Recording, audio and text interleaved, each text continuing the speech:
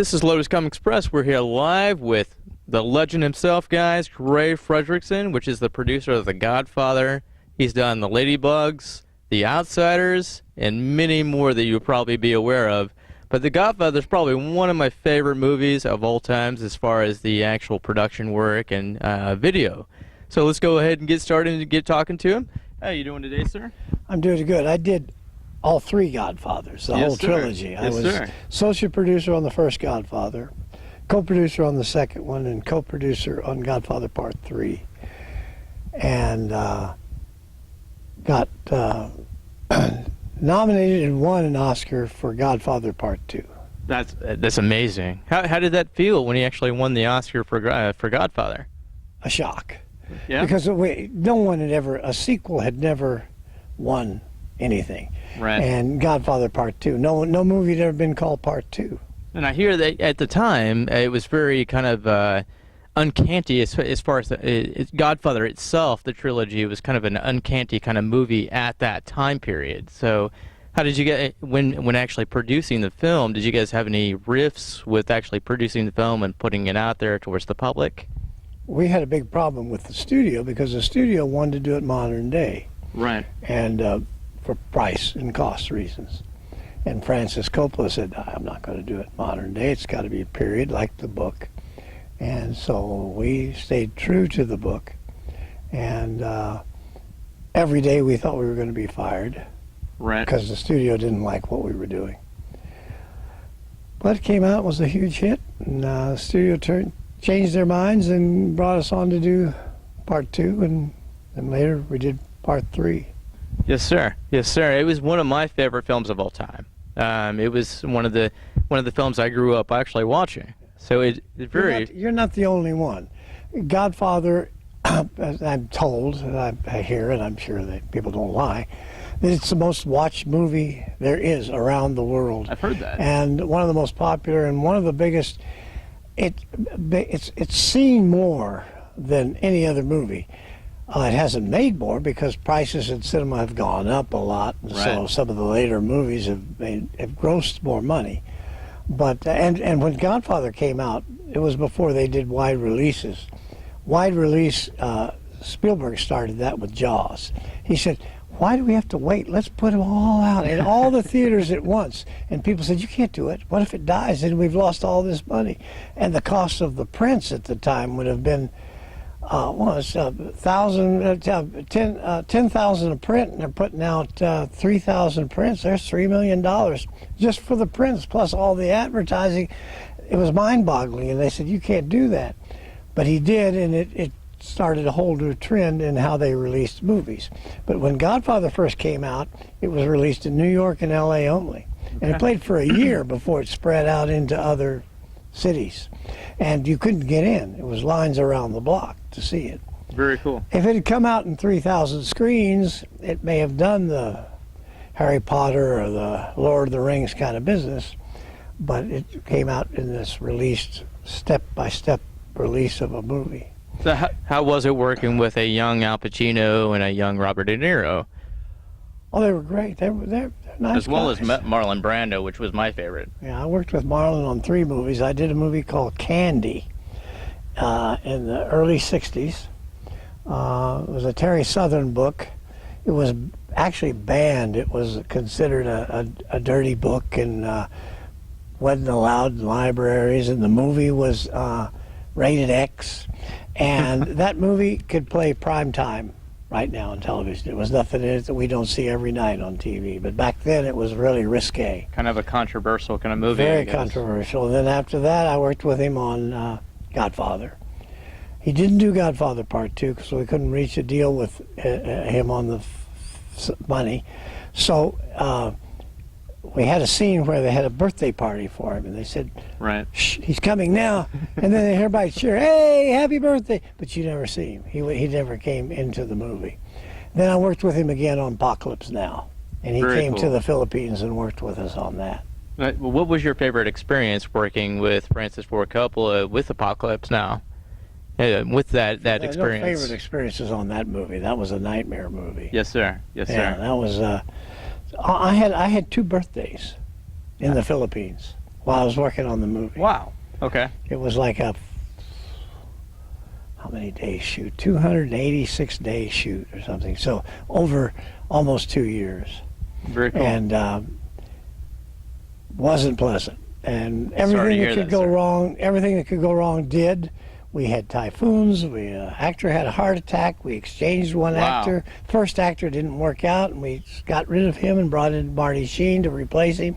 Which he did a phenomenal job. He was great. Yeah. Marty was great. Absolutely. And Brando on Godfather was as thin as you are now. I mean, Really? he was ripped and muscular, and we had to pad him up and put stuff in his cheeks and make him look like a fat old man. When he came to do Apocalypse, Yeah. we had drawings of what he was going to look like with ammunition belts. He's going to look like Rambo, you know. Right. He showed up, he looked like a booty. He was 400 pounds. He was huge. Wow. So we had to hide him in the shadows, dress him in black, and shave his head and make him. And I remember that scene very Yeah, well, actually, yeah. in the movie. So he didn't look anything like he was supposed to look in the script and in the Yeah. concept. So everything went wrong. Everything went wrong on that movie. It was not a pleasant experience. Where I really got into your work, sir, was Yeah. UHF, the movie. That was fun. And That was the most fun movie I've ever worked on. and I actually had a chance to meet Weird Al, Yeah, he's great. and he's amazing as far as just just in real life and presence. He's got real presence to him. This guy's energy is incredible. He would stay up all night. I don't know what he was doing at night, but he was having fun, partying. And when we would shoot, at the end of the take, they'd say, okay, that's a cut, moving on. He'd just flop down on the floor right there, lie down, and go to sleep. So Wow. grips and electricians and camera guys are all stepping over him. Don't step on Al, he's there sleeping. And as they're ready for this, all right, we're ready for the next shot, he'd jump up and say, hi, here I am, let's go. He was great. I loved Weird Al. Did they really give out fish at the very end of the movie to like different Tulsa people in the local area? You heard that? I did. I think we had that. Wheel of Fish is We had the one of Wheel my of favorite Fish. scenes.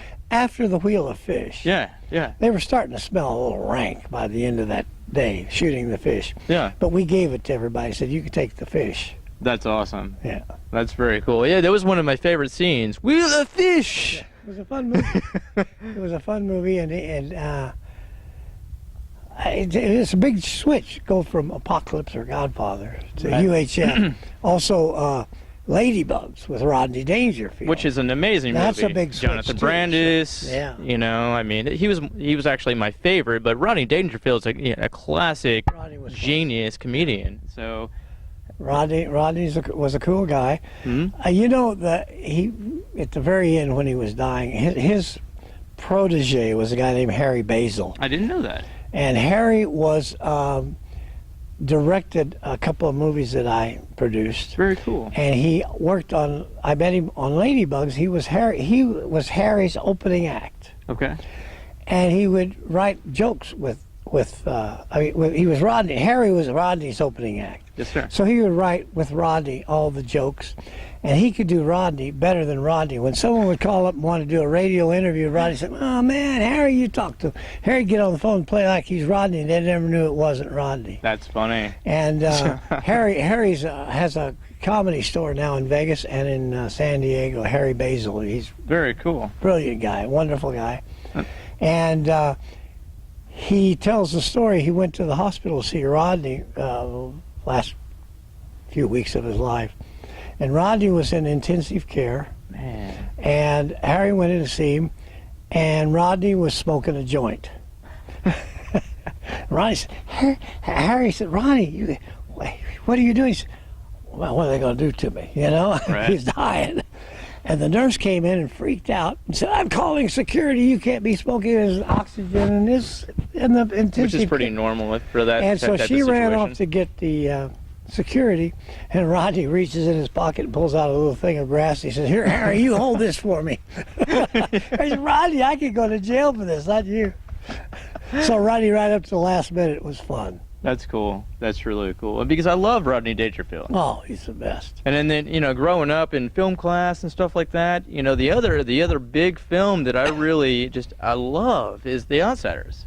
Oh, The Outsiders. We shot that in Oklahoma Yeah, also. and that was what I grew up on in film class. You know? Yep. And it's just an amazing movie. Patrick Swayze, Tom Cruise, of course. You know, I mean, there's Rob Lowe, Emilio Estevez, exactly. I mean, Diane there's so Lane. many people in that movie. Yeah, that was my producing partner, Fred Roos, came out of casting, and he cast all the Godfather. He found all the New York actors, Yes, sir. Pacino and De Niro and all that crowd, and he also found all Ralph the Macchio. yeah, he found all these guys for The Outsiders, and it was called the Brat Pack. We started a whole new crowd of young actors. It went on to all did well. Yes, sir. Yes, sir.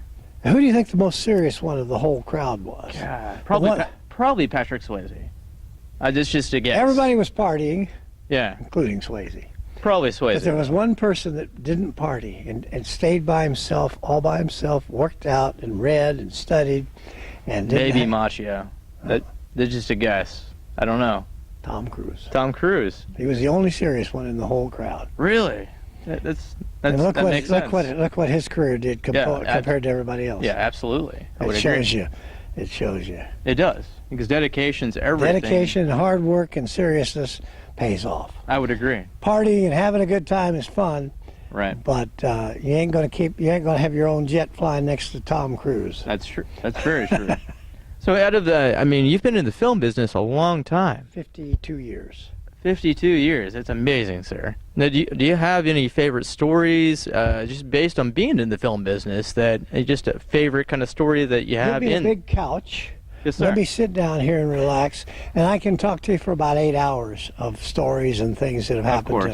Of course. And I'm writing a book right now, and I have people helping me write the book. But my stories go all the way back to my early days working on The Good, the Bad, and the Ugly with my friend Clint Eastwood, who started me in the business. Yes, sir. All the way up until now, working with shooting a 3D movie, Russian movie that's set in Moscow. We shot it here in Oklahoma and duplicated Oklahoma City for Moscow Wow. and shot it in 3D about politicians in Russia turning into rats, and the experience of working with all these actors and putting green hoods on them and making them turn into rats. So, yeah, I have stories. I Yes, have lots sir. of stories, but we don't have time. Well, you said 52 years, right? Yeah. Now, in 52 years, I'm sure it was way back, very different back then. What do you think about the 3D effect in movies today, by comparison? I like 3D now, because the old 3D had the paper glasses with the red and the blue. Or I the red and remember the those. green. Now you Terrible. actually own a pair. But now, it's great. You don't even know you have them on. It's like sunglasses. Right. And the technology is wonderful. But what's great about the business today is that we're at my soundstage here at the college. Yes, sir. And these students all have the opportunity. I mean, look at this camera right here that we're using. It's this big. Exactly.